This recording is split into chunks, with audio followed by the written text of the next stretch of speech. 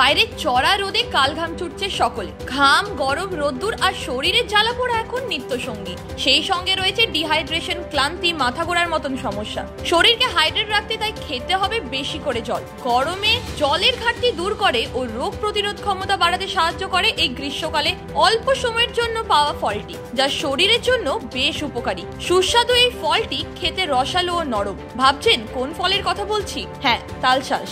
নরম, তুলতুলে, রসালো, মিষ্টি তালের শাঁস অনেকের বেশ পছন্দ।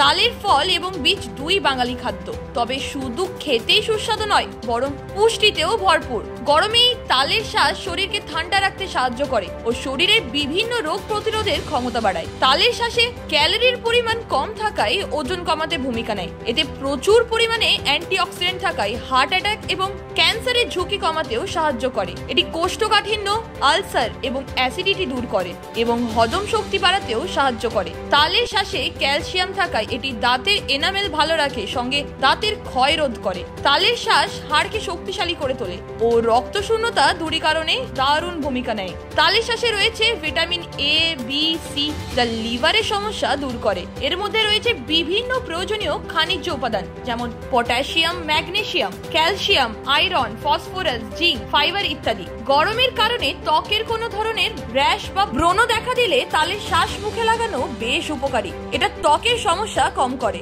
তাই এই গরমে শরীর সুস্থ রাখতে ও জলের সামর্থ্য বজায় রাখতে অবশ্যই খান তালশাঁস, কিন্তু অবশ্যই পরিমাণ পরিমিত করে খান তালশাঁস।